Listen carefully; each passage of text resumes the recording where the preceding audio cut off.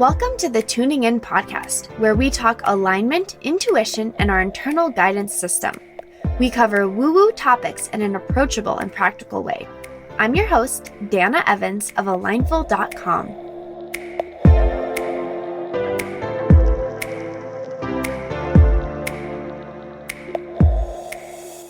Hello, and welcome to another episode of the Tuning In podcast. This is episode 110, and I am interviewing Elizabeth Ralph, the spiritual investor, someone who I just adore and love and am so inspired by.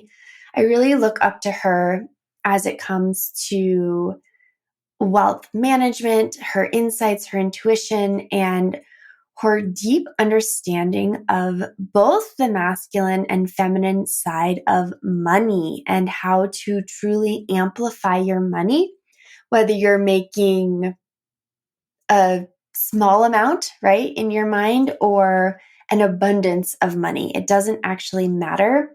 For her, it's really about your relationship and understanding the energetics of money and then putting that to work through systems and structures. So I am so excited and honored to have her on.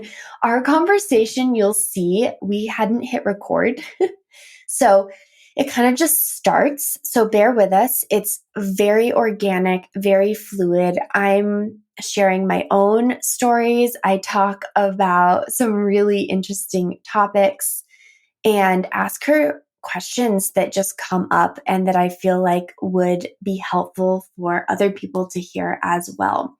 Some of the things that we talk about is the difference. The main topic of this episode is really about having a scarcity or lack mindset, whether you were raised in that environment or it's something that you developed along the way through living in society.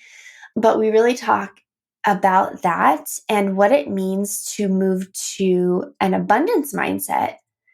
And more importantly, why neutrality around money is actually what we're looking for. So we talk a lot about that in this episode. We talk about what your values and self-identity say about your money story. We talk about closeted money, which is a topic I brought up. We talk about what the energy of money really is, how and what it means to amplify your money, why you aren't separate from money, yet you tend to keep yourself that way, and how to accelerate your wealth. All really amazing topics. This is about an hour episode, so if it feels important to break that up, listen to it in chunks, I welcome you to do that. But I really welcome you to listen to all of it. We end on like a really punchy note, which is really fun. And we also share that Elizabeth has a free wealth building series. So she's done this before. She does this every year. And it's called the Wealth Series. Okay.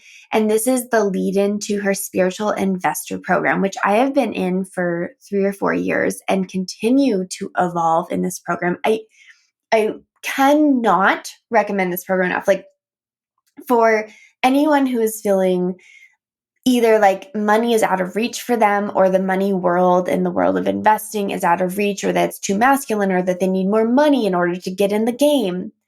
Or if you live on the more spiritual side where you're like, I'm just going to visualize abundance and hope it all works out and I just want to manifest money. This program really merges the two in a really practical and intuitive way, which of course is why I love it. So I really invite you to this free video series because, Elizabeth retired, by the way, at age 39. She retired from the financial world and has since then created her ranch. We've had her on the podcast before. She has her ranch where they rescue horses, and she lives such a nurturing life where she's allowed herself through her money management and investing and intuition to live a life that she is in love with. And you can watch that life more on Instagram at Elizabeth Ralph. It's Elizabeth, Ralph, Ralph. And all of this is linked in the show notes. But she really embodies that and shows her life like on the farm, right? And then she's talking about investment tips and talking about markets to watch. Like it's so amazing. So I love that. And the series kicks off on the magical day of 2/22/22. So go ahead and use the link in the show notes and you will be able to join this free series. Okay. So that is, I think, all I wanted to share. But just to clarify, 2/22 is when the 3-part free wealth building series starts. Okay. And you can join that with my link. If you have any questions, you can reach out to me on Instagram at Dana_Evans. But otherwise, this episode is so good. Like it's so candid. I share some really deep things about myself and my experience. And Elizabeth just has the most intuitive, magical way to talk about money. And I hope that by the end of the episode, 1, you'll have signed up for her free wealth building series because heck yeah, who doesn't want that? And 2, you'll have the feeling that I usually have after speaking with Elizabeth, which is that money is not only possible in my life and an abundance of money and wealth and investing, but it's probable. She has such a deep understanding and connection to wealth and money, and she radiates that, and we all get to absorb that when we are in her energy, whether it's in her program, The Spiritual Investor, in her wealth series, in our podcast interviews, on her Instagram. So without further ado, here is this week's episode.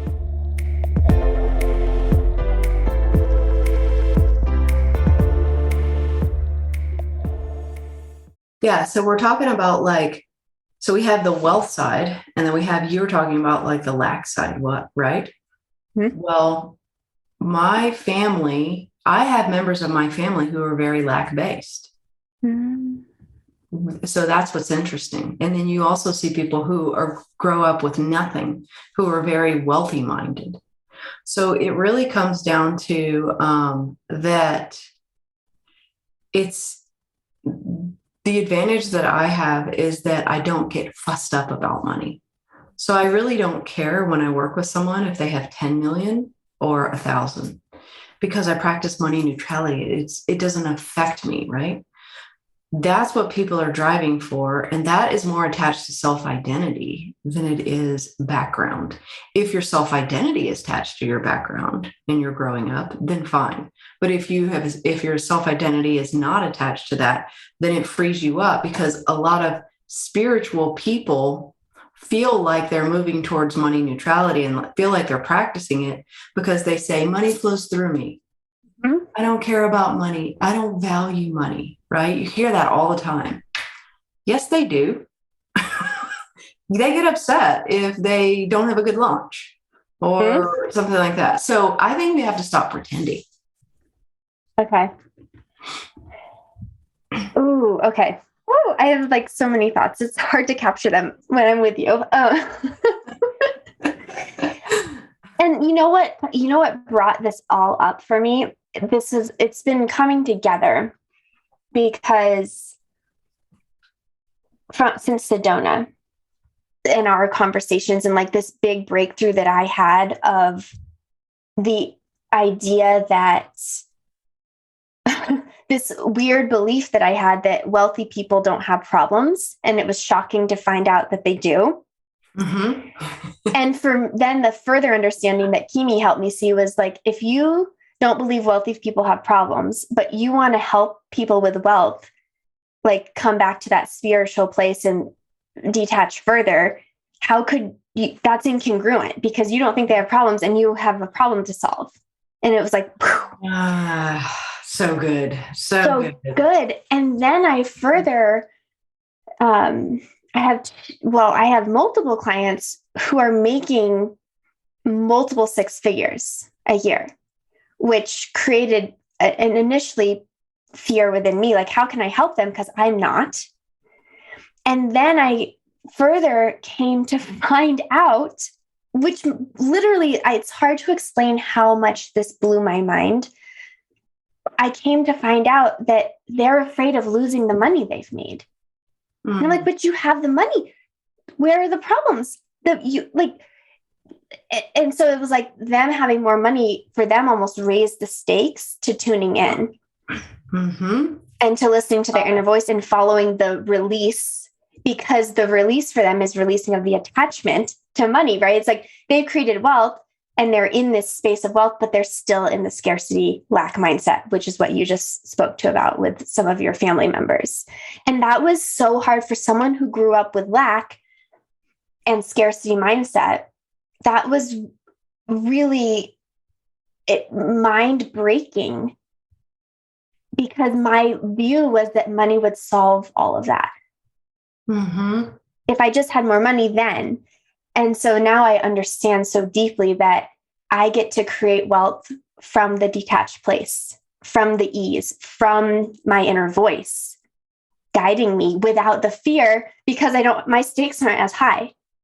And so it's like, I just get to create it. And so that's like completely transformed it's completely transformed things for me, like already in how I'm seeing money. And it's unbelievable.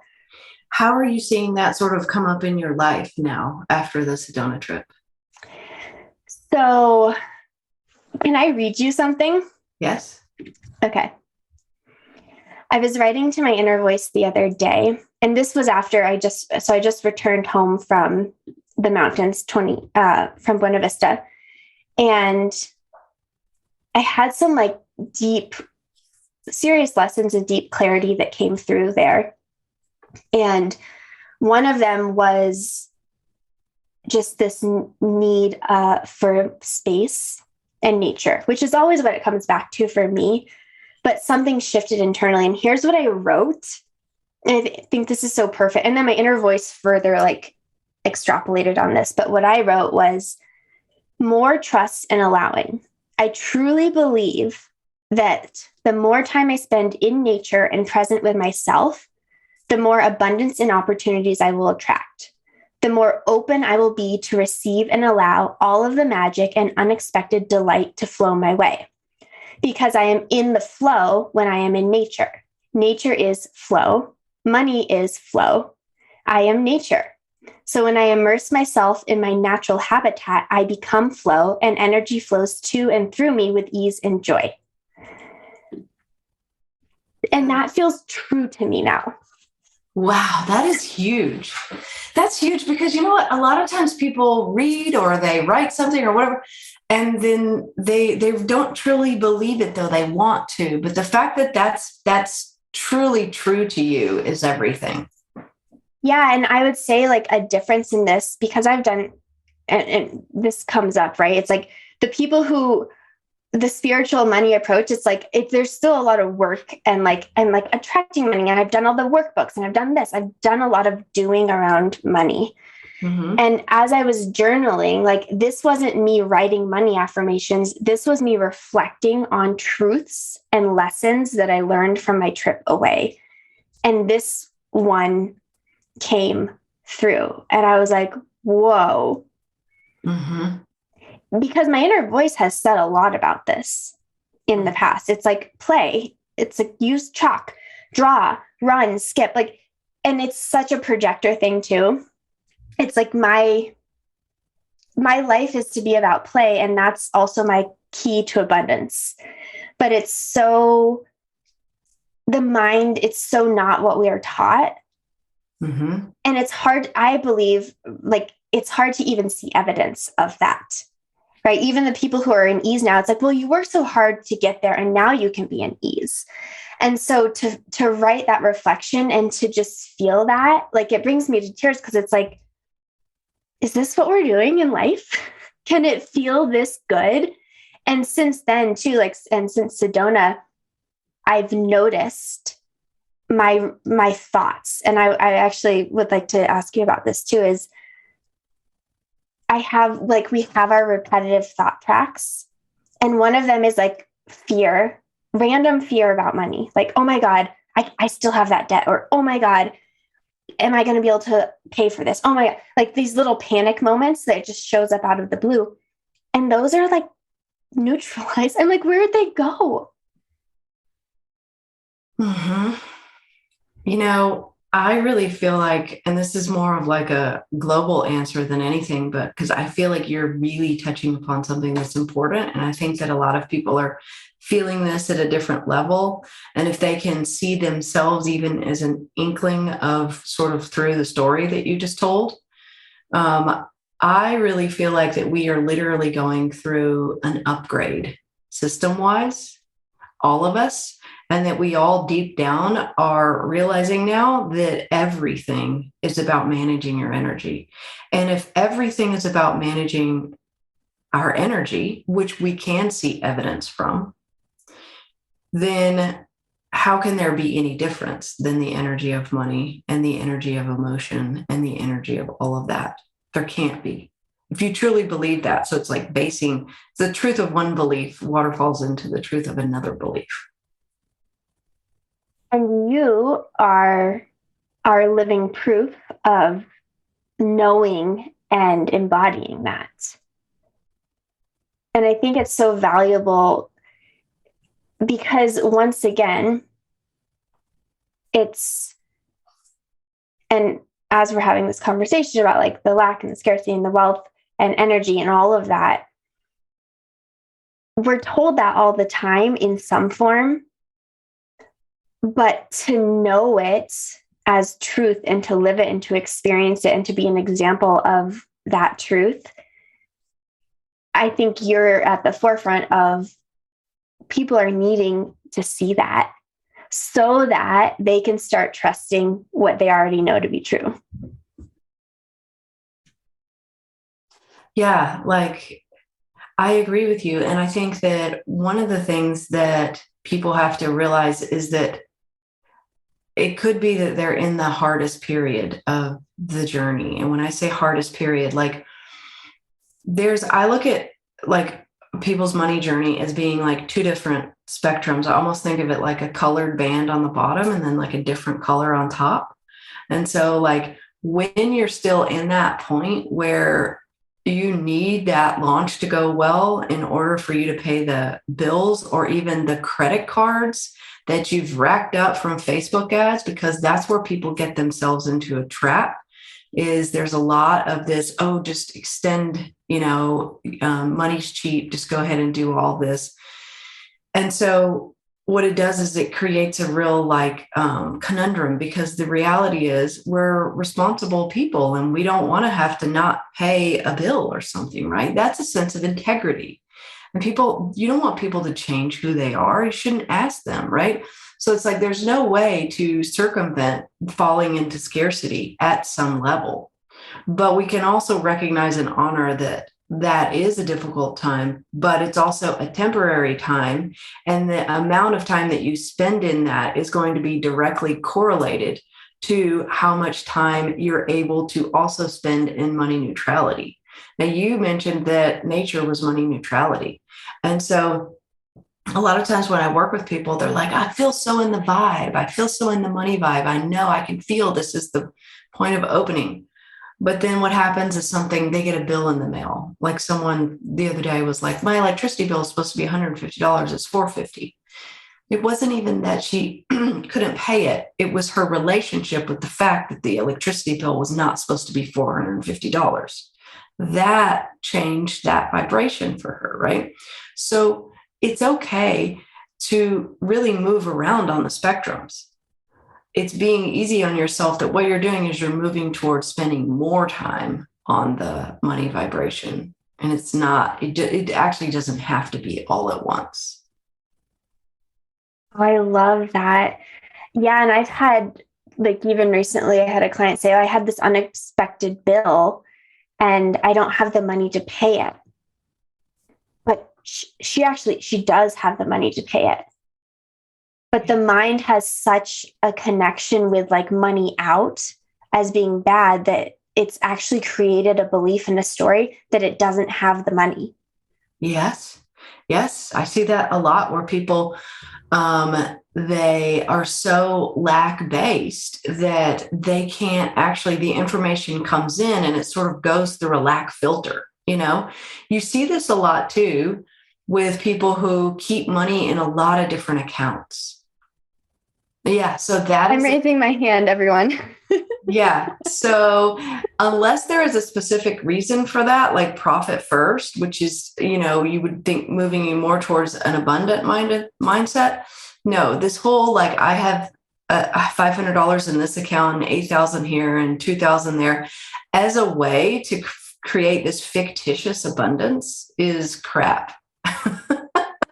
And for me too, and I have actually been slowly closing out the extra accounts and bringing, like, I can't even tell you, like, I was like, oh, I have money there. It used to be, right, a way of like surprising myself with money and almost like hiding money from myself.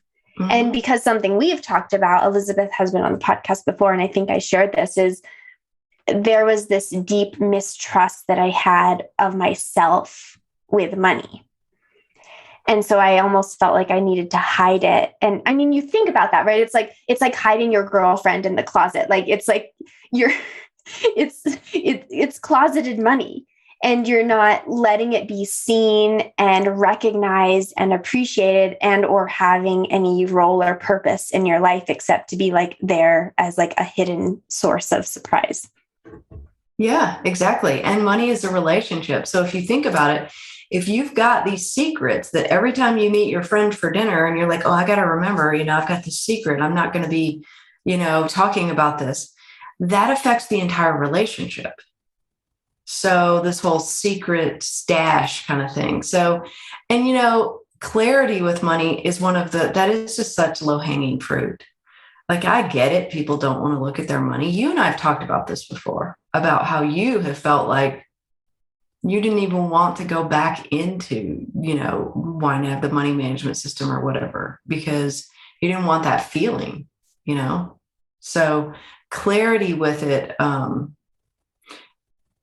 it's not saying you did anything wrong or right, but at least understanding the cash in and the cash out. That's the easy part. That's a low hanging fruit people don't use, Yeah. And so, for example, what do you see as the value? So if it was someone like me who had money in a bunch of different accounts, didn't want to look at their accounts, right? And it was coming from like this fear of it not being enough of what they want there.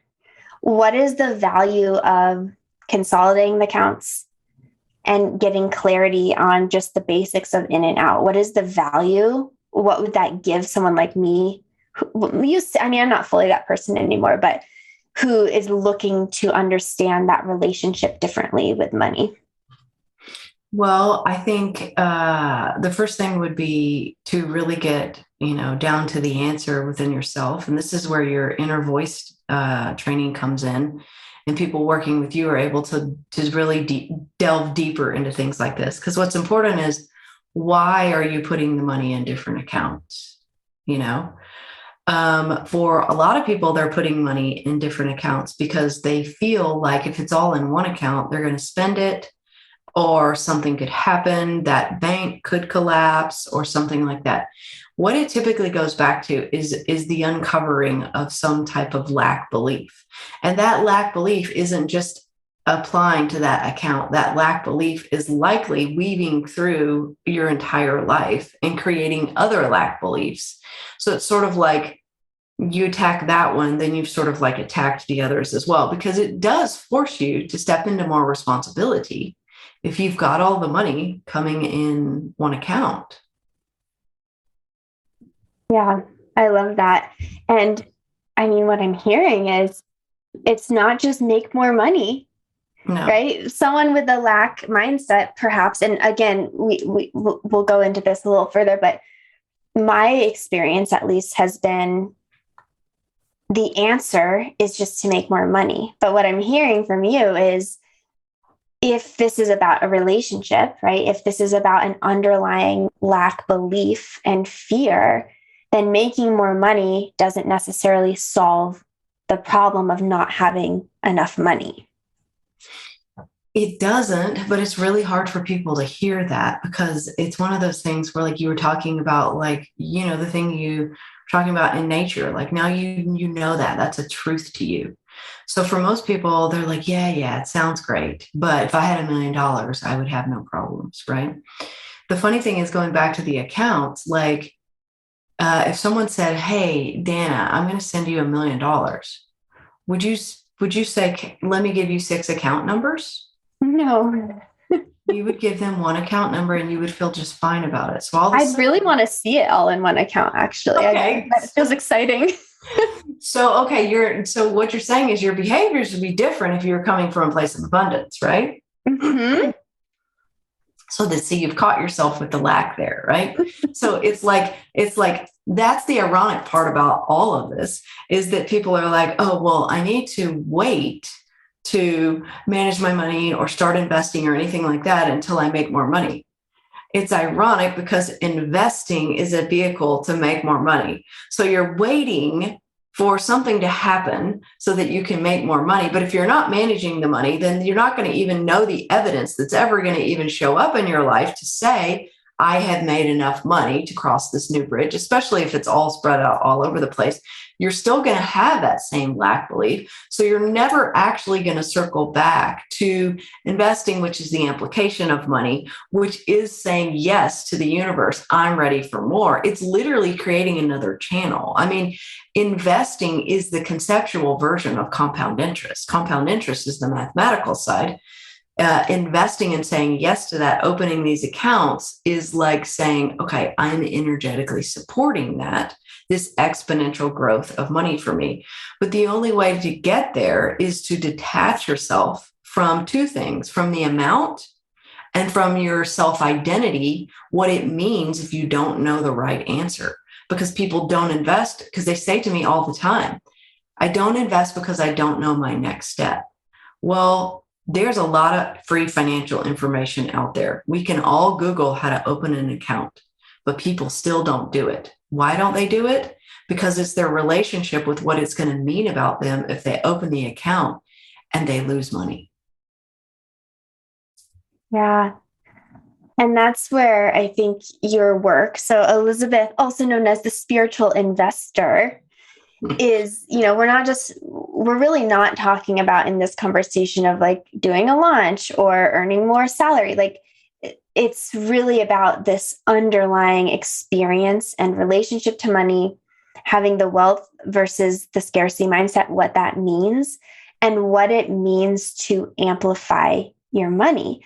And it's funny, as you were saying, like putting the money in. Interestingly, my dad taught me about investing early on. So like, even though we didn't have a ton of money, he was like, you need to be set up. We want you to, understand compound interest. Interestingly though, I did that all the years since I was like 17. My brother got the same information as me and he didn't. Now he's in an interesting place where he's making a ton of money now. Like his whole life, he never made more than like $30,000. And he's like, I don't know, 40, almost 40. And now he found his purpose, he found his passion, and he's in this job making a ton of money. So now he's pouring into investing. So it's interesting to see like the difference between like, I hadn't yet made like a lot of money, but I continued to put the little amounts in. And then he's, never put the amounts in, but now that he's making a lot of money, he's investing, which is almost exactly what you described of like, we want to wait until we see that. But with the investing conversation, and then I'll let you reflect on this, is John, my husband, has always said to me with like exercise, he's like, sometimes you got to give energy to get energy. And that's exactly what it feels like the way you speak about investing. It's like we're putting in to the market and into our accounts as it's like a trust ticket. It's like, I'm going to put this energy in and it's giving me energy back, not just like in the accumulation of money, which goes up and down, but in this trust relationship that I'm saying, like, I trust you enough to put this energy into you. Yes, you're right. It is a trust relationship. And it is, part of that is you're not going to understand every step. That's part of the whole trust thing. Um, another part of this, I think, is us like being real about the fact that we set the bar for ourselves. So, like, why is it that like we can look online and we can see someone with like a beautiful car and we can feel FOMO about that, right? We're like, oh gosh, what did they do? Or they sold an NFT for $500,000. And why didn't I do that? And all this stuff. Like, why do we feel FOMO about that? But we know without question that if we were to invest $500 a month for 30 years, we'd be a millionaire. Why don't we feel FOMO about that? That's like we have to change the conversation within ourselves, and we have to set the bar higher, just like we're doing in our own lives right now. We're setting the bar higher. We're energetically changing, and it it should be where every dollar that comes in, a certain percentage should go to work for you. That's just it. And once you shift into that thinking, you don't accept anything less. No different than you go to the grocery store. And if you've decided that you want to feed your kids organic food or eat organic food, you don't think about it anymore because it's your value system. So, is money something that you're basing your decisions on circumstance, or is money truly representing your internal value system? And what's that value system? Oh my gosh. This is such, I remember years ago, I was in this program and the guy had us do a values quiz. And he's like, if money isn't in your top 3 values, you're screwed. Like, sorry, you have to value money, which we talked about this before we started recording. So I'd love your perspective is in so many ways that goes against what we're taught of like money doesn't buy happiness, like money isn't everything. Um, right. But then we think, oh, so I shouldn't be valuing money. So money goes to the bottom of our list because we feel like we're bad if we put money above other things. So how do you see that relationship between valuing money and like holding money to some sort of standard that is outside of yourself? Yeah, this is such a great question. And this actually, I think, is one of these things that this is almost like the new understanding, almost like the next level that we're going to with money. So when you talk about people's values, the thing is like, that's not an all encompassing conversation because there's values and then there's self identity. And so that person that you were talking about was right. Your value system, he said, should be money. I would argue that your value system is money. Everyone wants to be able to have enough money so that they can live and not have to worry about paying their bills. Everybody wants to give to other people and help other families. Everybody wants to feed their kids. Money is your value system. And if you're denying that or not admitting that money is your value system, then there's something going on with money and your self-identity. Because what's happened is, especially spiritual people, which is the reason that I work only with spiritual people, one of the reasons I'll say, is because they're the ones that are on the short end of the stick of this, because they have been really, really just inundated with this.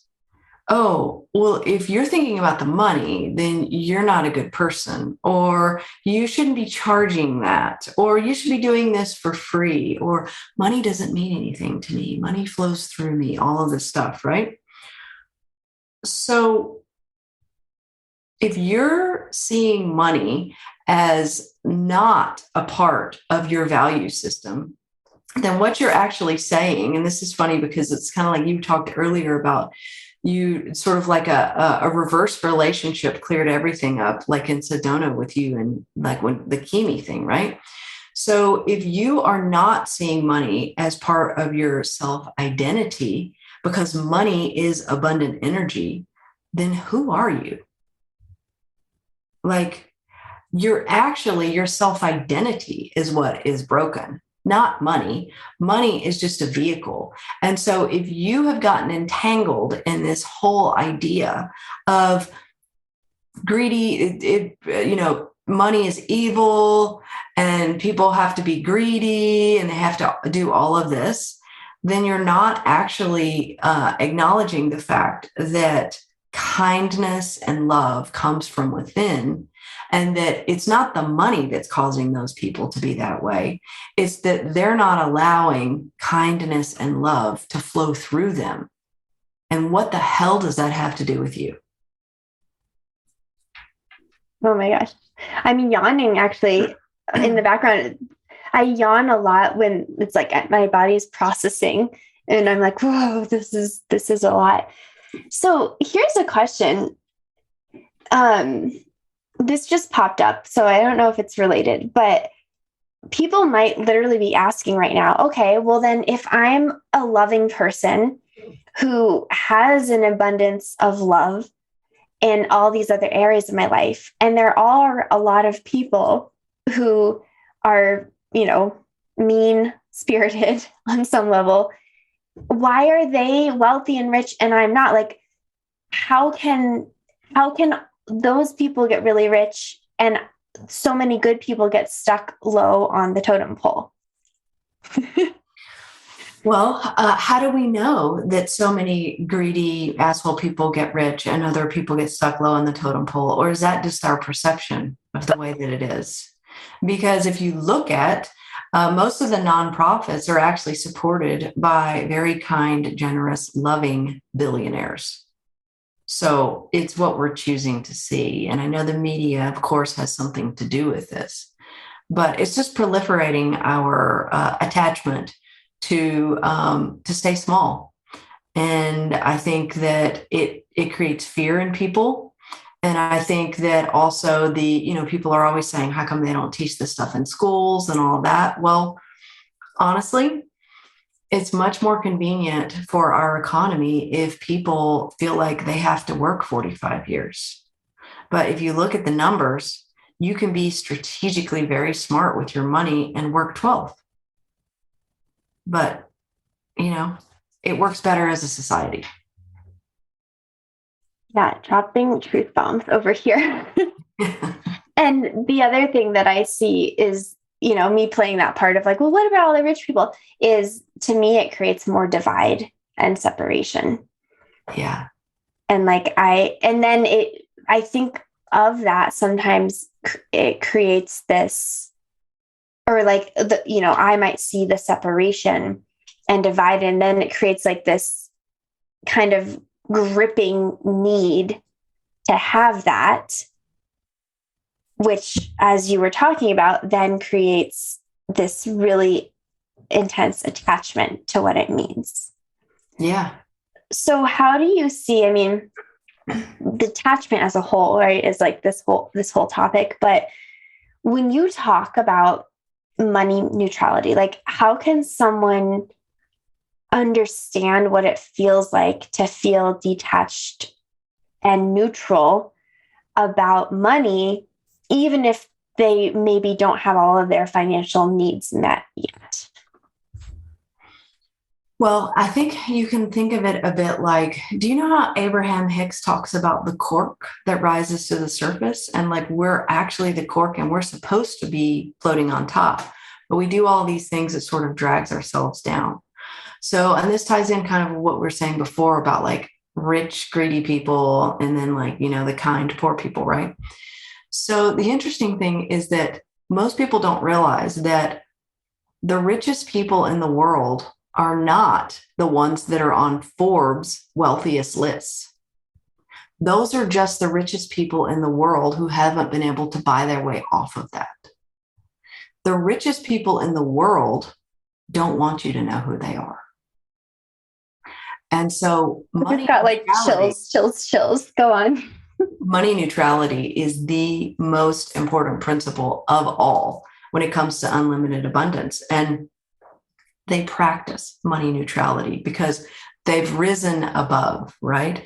There's no need to drive the Bentley or whatever. There's no need to put the $35 million house on the market and publish it in a magazine or whatever. Now, I'm not saying that that's bad.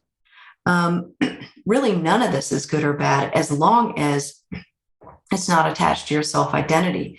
Now, those people who are putting the $35 million home on the market could still be in money neutrality. It depends on if that's part of who they are. You know what I'm saying? Like, we can still play that role. And sometimes people play roles for the benefit of other people. Entrepreneurs sometimes talk about their business when they don't even really want to, but they know it's going to help someone else, right? So in terms of this, like, how do you practice money neutrality? Because the money neutrality is actually what's going to, knowing that's going to lift you and keep rising you from the surface.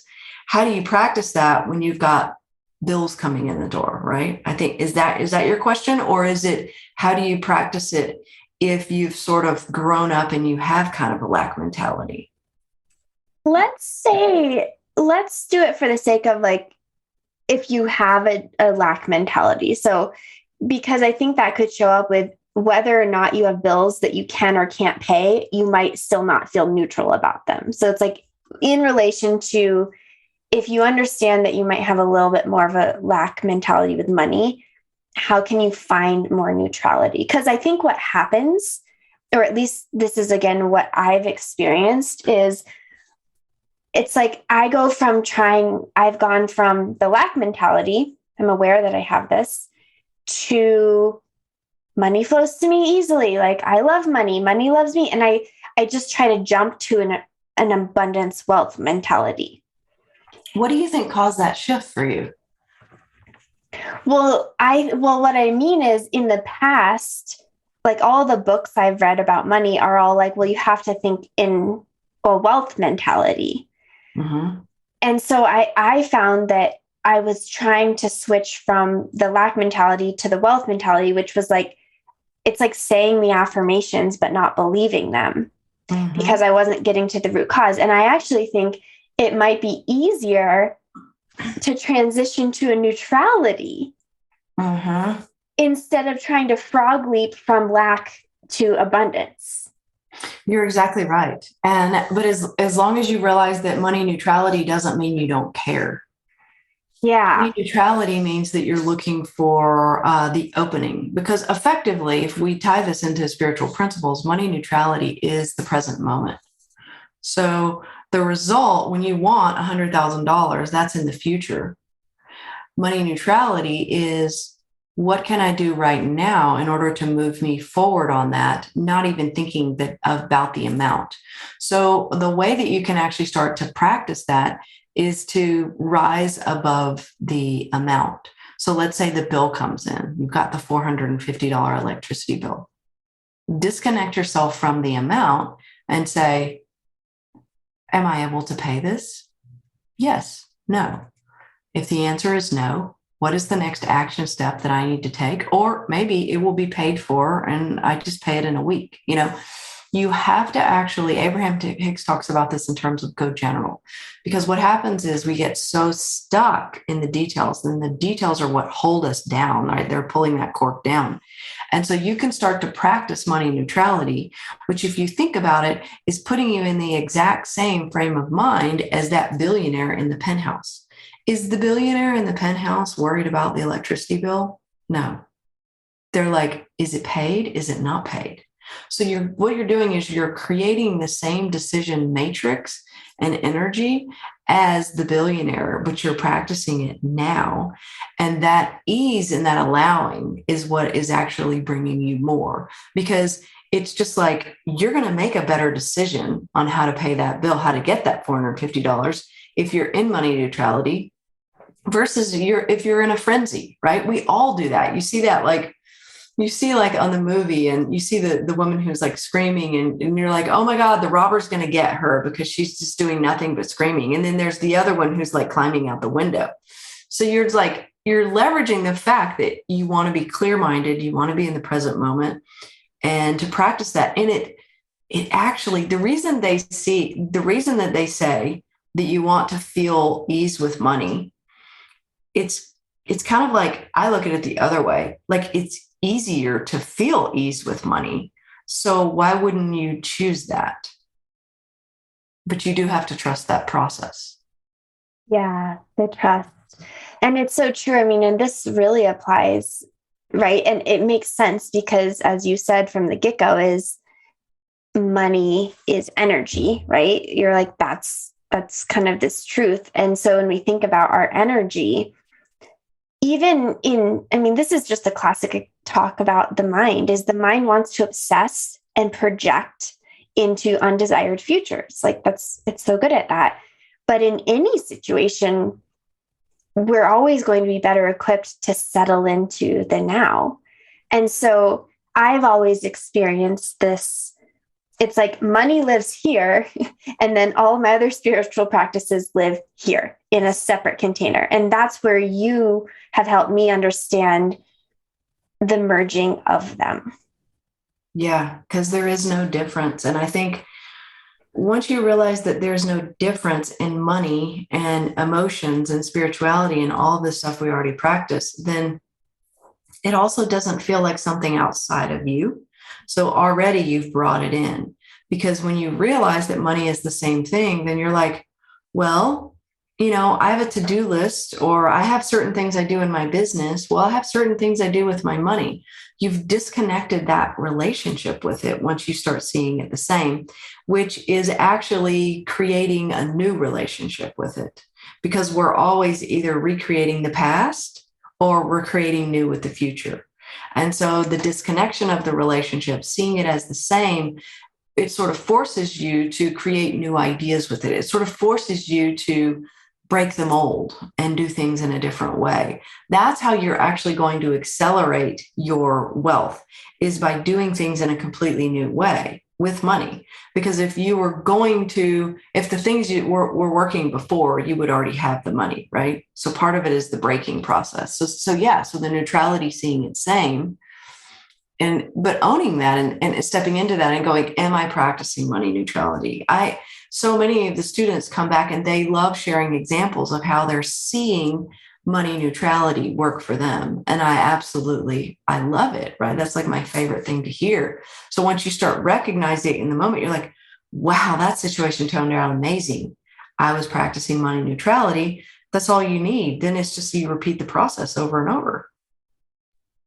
Well, and it feels like that's very important because, right, the question that people might be asking is, okay, well, if I understand I'm in this lack and scarcity, and I understand it's these repetitive beliefs, how do I break that? And what I heard from you in the simplest way is, despite the discomfort, even if you don't have the trust yet, it's like taking those micro and macro actions that put you into this different space, like opening the investment account, right? Mm-hmm. Choosing to put a percentage of your money, even if it's, $10, just like building that experience of putting your money to work for you and seeing when it comes up, feeling what that feels like, and then dropping yourself back into the present. And it's like, pause, breathe before the reaction. And that's like true, right? With anything, is if we want to break the inherent reaction cycle within,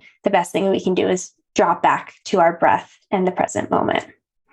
That's exactly right. And you just described the process that you would do for anything that you wanted to change, anything, eating or whatever. Mm-hmm.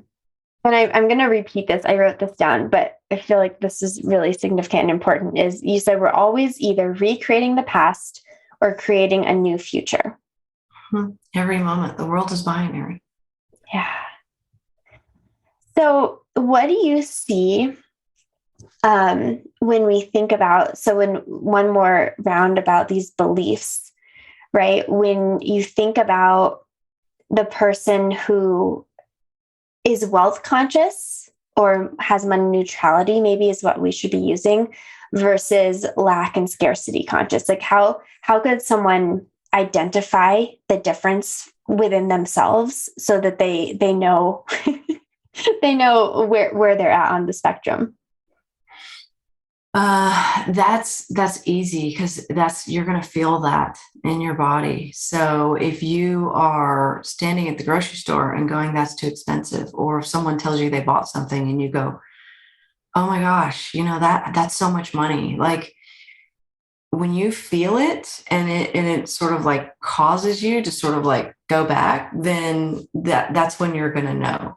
You're also going to know on the flip side in money neutrality. Like it's funny because like when I was in my corporate career in finance, like they would always like send me to like these dinner parties with people, and I never really understood why, in the beginning, but then it became clear to me that it didn't matter if I was sitting next to the billionaire that owned the building or if I was sitting next to his best friend that came along because he has no place to live.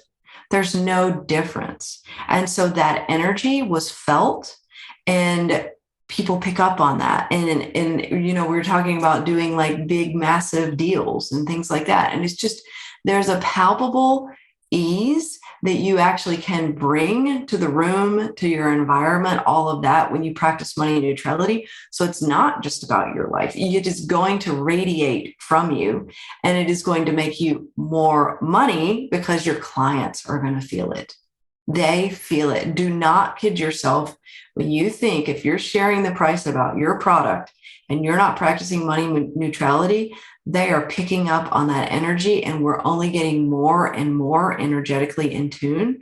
And so if you don't figure this out now, it is only going to get more difficult for you. Oh my gosh, absolutely. And I just feel like people being able to start to recognize that within themselves and see that it doesn't, I used to think it had to be like these big grand things in order to start to shift my relationship. Yeah. And I understand that it's not. I mean, that may be a result, is these big shifts like what I had last week, but it's the settling in and the micro shifts in the moment that have made a difference. And I feel like, so Elizabeth's program, the Spiritual Investor, which, oh my gosh, it's such an amazing community that she's cultivated. But one thing that I feel like you've done really well in the program is give people digestible, both very practical that support the mind and very spiritual, like the energetics of money and cultivating and shifting that relationship. So you merge the two so that it feels really doable, right? Because someone who's like all mind and understands like the very masculine energy of money, and like they just think they need to do more, earn more, work harder, it would be hard to just be like, money's energy. Yes. And someone who's really spiritual might have resistance to the really, the more masculine, energetic, like not energetic, but practical steps. So yeah, the way you've merged the two, I think really supports people who are on the spiritual journey, but using those practices with money. How do you see it? Like what in your program, the spiritual, you're calling it the Spiritual Investor program, right? Mm-hmm. So in that, like, how do you see people who start, right, when they join, right? When does registration open? 2/22? Mm-hmm. Our magical portal, 2/22. Yes. So you guys, if you're interested, we'll have all the links in that to join and learn more about it. But when people join versus when they go through phase one, right? Because we do multiple phases. How do you see them shifting their understanding of money, their relationship with money, their energy around money? Yeah, such a great question. And you described it to a T as well, right? It's really the merging of money manifestation with real world finance. And so it's really and the people who really find us and are so in the energy of it are people who they're just bored to death with like the straight up money, like you said, in the masculine with it, the calculations, all of that, right? But they also realize that money manifestation is only going to get them so far because we live in a 3D world. So you can visualize all you want, but you've got to give it a container, right? So then investing account, you got to be able to make decisions. You need to know, am I going to buy a short-term rental or should I put that money in the market, right? So it's the coming together of those two. So to answer your question about, people coming in and sort of going through the phases and how do they change? When I first started running this 3 years ago, I was much more in the masculine with it because I have such a strong finance background, even though I have a spiritual background as well. I was just like not sort of up to par with the balance of it myself. And so module 1 was all about numbers and everything. And I was like, this is not working. This is not happening here. So I started talking to the students and started getting feedback. We do a lot of forms and asking questions. And it was very apparent that coming in, look, people are trying to come from their lives. They've got kids, they're busy, they're trying to run a business, who knows where they are in their journey of that growth in their business, right? Sometimes they're struggling, sometimes they're, have tons of money in the bank. So it's like we start in a way that a lot of it in the beginning is really based on forgiving yourself for not doing all of these things in the past and for not being further along, for not making that right decision 5 years ago, for all of that, because that's just slowing you down. And so we begin with that, which is a predecessor to money neutrality. You can't tell yourself, oh, you know what, that stuff doesn't matter. We really have to lead into that. So we do a lot of coaching around that. And we do sort of like almost like a gentle step in of that. And then we really start to talk to you about clarity with money, which isn't so numbers heavy. It's more of like changing your relationship with money, setting the bar higher, kind of the stuff that we talked about here. And then once you start to get a little bit more comfortable and sort of start to wade into the water, then we teach you the basics of investing, like what's an ETF, or, should you go out there? Should you be investing in the energy industry now or the tech industry? Things like that. We really try and address the questions that are stopping people more so. This is not about, hey, I feel like you need to know all this information. This is about, because, the market is real time. So it's like, what information do you need to know right now? What percentage of your portfolio do you want to have in crypto? And is that truly a wealth plan? Should you buy real estate right now, right? The market's high. There's like all of these questions that are looming in people's minds that stop them in their tracks. And if all we do is get people that next step on their journey and open them up and set them up for money neutrality, that is amazing because that opens a whole new gateway for them. But they have to be ready to step into it as well. They have to be able to really step into the responsibility of, I want this. I want to be an investor. I want to have money work for me, So that's part of it too. You do have to be ready for it.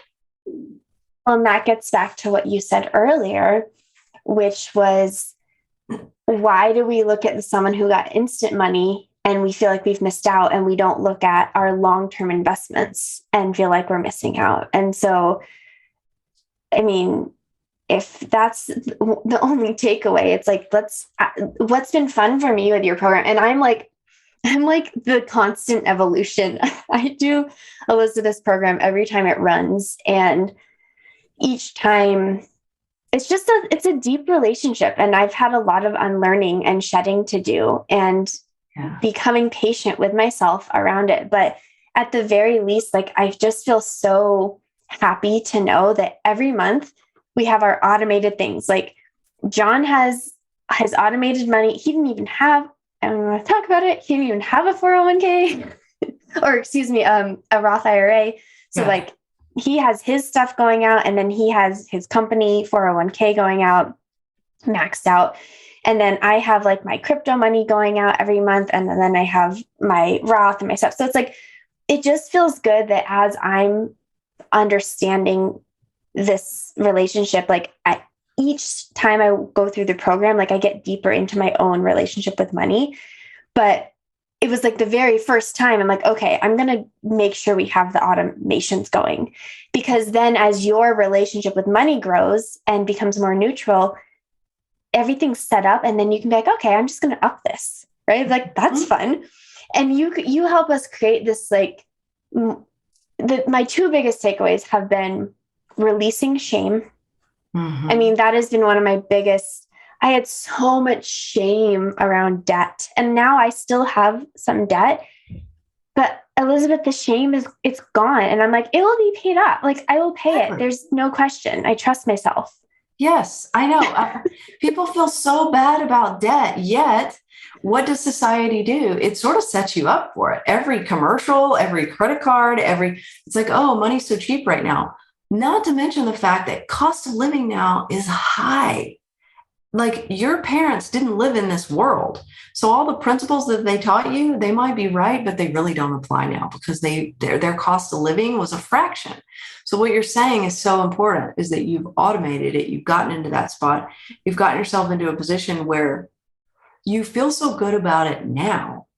And that's what people don't realize. They think that like saving long-term is about the future. It's actually not.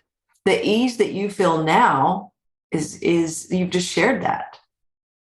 So it's like, we have to disconnect the time in the conversation, because subconsciously, if you're not investing or putting something away for retirement, or even putting money into an emergency fund or planning for a vacation, if you're not doing that, subconsciously, you're in fear. There's some level of fear. You cannot ignore your own sense of survival.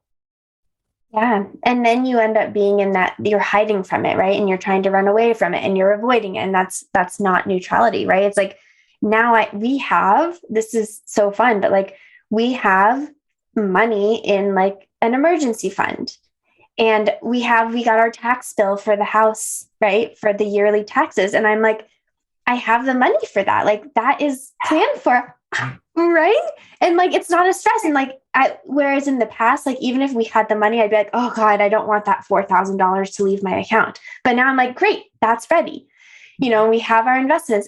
But that wasn't possible really until I started releasing the shame. So like, I set the automations up with the shame, but then as the shame has released, like, I swear, I just feel, this is so hard to explain, but it's like, I feel more abundant, and then I see more abundance. Like, I'm investing in a program, and I've been prepping for that. Like, so I'll have the money. Whereas in the past, I would put it on the credit card and get the money later. But I'm like, but all of that was by releasing the shame. And like you said earlier, is in the neutrality, you're looking for the openings. So like, then I'm seeing these new opportunities for money, or people show up in my life, or something costs $1,000 less than I expected. And that's, to me, feels more like what it means to be in neutrality and in the flow, versus in the fear and the scarcity and the holding, right? The holding, the gripping, that.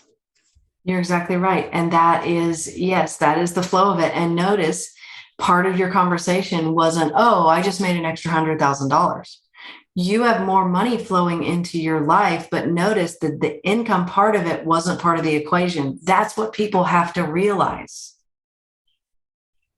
And like, even my mind's blowing right now. It's like, yes, it's true. And it's like, oh, how is that true? Mm-hmm. And I think that's where that trust piece. And then of course, like, I will recommend Elizabeth's program up and down, left and right, night and day. It's my favorite thing to talk about, because I needed more of the structure, mm-hmm. right? I needed the structure so that my flowiness had something to flow within, right? Like the riverbed.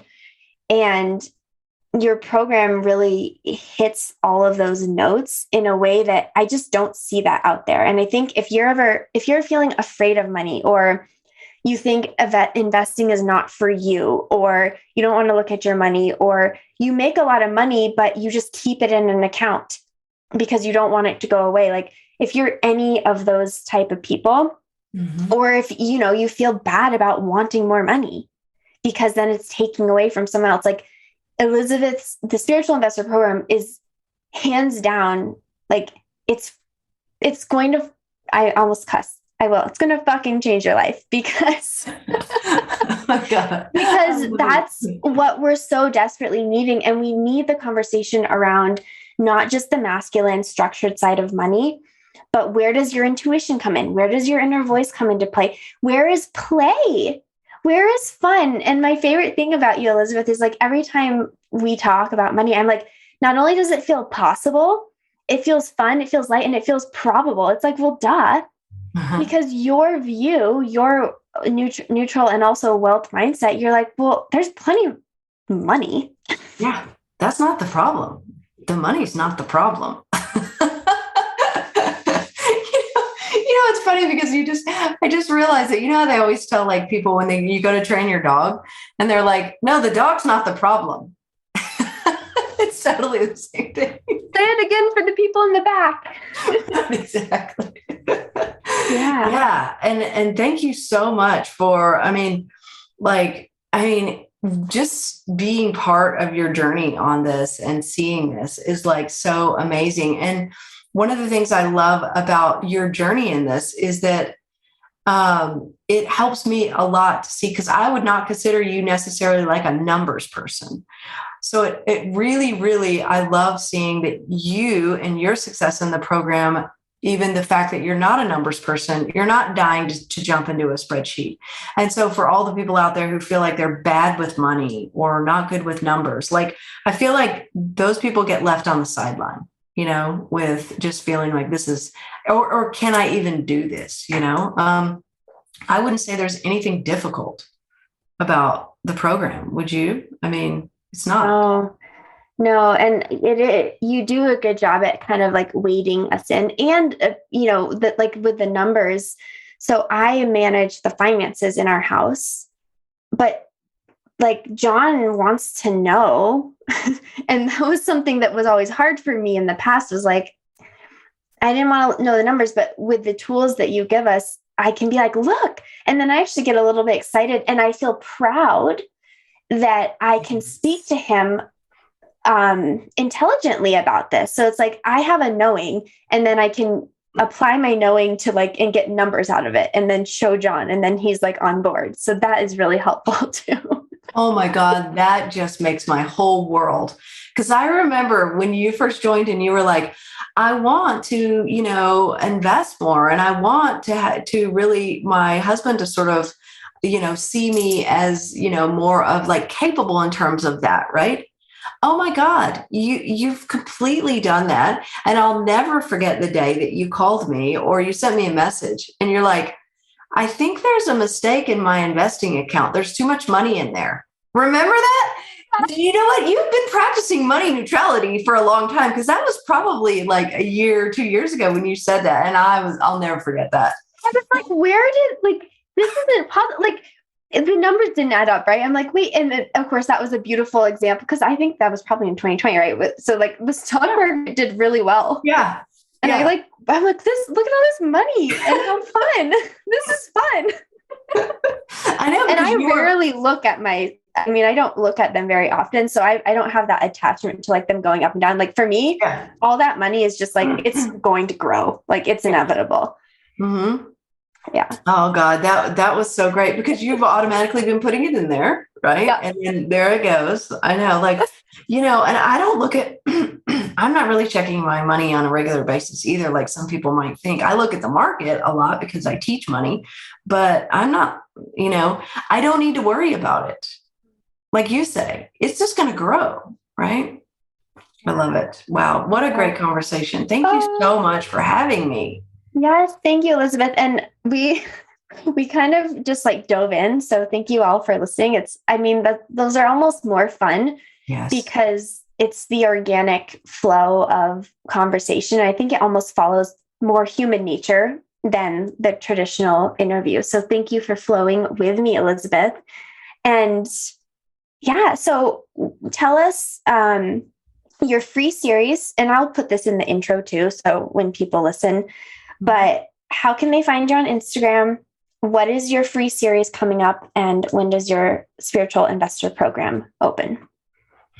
Find me on Instagram at Elizabeth Ralph, and get ready for some animal stuff too. So it's pretty much money, spirituality, and animals. Wouldn't you say, Dana? Dana's in love with Pippi, my rabbit. So I love her rabbit. I Lucy the cow. yes. Oh my gosh, Bailey. You'll get to know all of her animals. And honestly, like we were talking about this too, is Elizabeth also is such an embodiment of, it's like living the life that she desires through the neutrality. I mean, she has a horse restaurant. I'll link up our other podcast episode where we talk more about that. Yes. But you'll get like all the beautiful money tips and then all of these beautiful scenes from her ranch and all of her animals. She rescued a hawk the other day. I could just cry. Like, she's the best story. So it's both, what do they call it? Edutainment is what you offer very well. Oh, I've never heard that. I love that. Yes. I love that. Oh, yeah. So that's Instagram. And then you can also get the wealth building series, which I think you're going to put a link here for that, right, Dana, for the wealth building series. So once a year, I do some crazy, videos based on how you can get to the next level with your money. And I say crazy because some of them have like horses in them, and they have bloopers, and they have all kinds of stuff. Really, the goal with this series is to take you to your next level with money. And so I would definitely download that. It's really only available for, I don't know, it's like maybe a week and a half. And then we're going to open the program. We only open the program a couple times a year. So we're going to open it again, 2/22. So get on the list for that, and you'll get all the details about that. Again, Dana's going to give you a link here. And then, if you want to go deeper on this stuff, like this, it's a magical journey, that is for sure. And I'm really looking forward to, because I'm different too. Every time I run this, and every round, some people have done 5 rounds now. And that's another thing, is that it's sort of like a structure that keeps going. It's not like a program where you go through it and then you're done. You're going to keep going through the spiritual investor program, wouldn't you say, Dana, over and over? Yeah. Got to. Yeah, we keep changing it. We keep adding things to it. Like, now then we're incorporating, like, we did the real estate workshop the other day. I think you went to that, Dana. Mm-hmm. We're going to do some stuff. We've got some amazing bonuses too coming up with this, like crypto. We're even going to be talking a little bit about human design inside of the program this time. Awesome. So yeah, I know. Anything. We do Kundalini yoga. That's anything that is going to build up your money system, for sure. I do what intelligence meditation. The addiction. Yeah. It's so fun. And then all these beautiful workshops. It's really a beautiful community that she's created. And this episode, it's the 16th that you're listening to it. And that means the 5-day series just opened, or the wealth building workshop just opened. And so if you click the link in our show notes, do you know the URL off the top of your head? No, I don't. I'll put it in the show notes, y'all, and just click that link and you'll get instant access to that. And then when you're ready to join the program, you'll be on the wait list, and that opens on the 22nd, that amazing 222 portal. It's like so perfect that you're opening it then. I know. I had to. I was amplified. Like, oh, perfect, Yeah, it's so amazing. Well, Elizabeth, thank you for sharing your wealth of wisdom and the stories and the conversation. And I know our episodes, when we do them together, they always go long, but I just think there's so many nuggets and valuable pieces that thank you everyone for listening all the way through. I know that even like mentally, but also like you'll have an energetic shift by being present with this conversation. I agree. Yes. Yeah. And thank you for holding this space. You and I are like, we're a co-creative process with this, Mm-hmm. and I just so appreciate you. I told you, you're the light. You're always the light. Mm-hmm. That's how I describe you. You're amazing. Thank you. And thank you everyone for tuning in.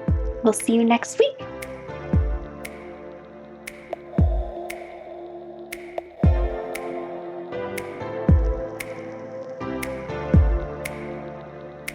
Thank you for joining me on another episode of the Tuning In podcast. As always, if this would resonate with anyone you know, please share the episode. You can follow along with my journey on Instagram at Dana_Evans, or find me on my website at alignful.com.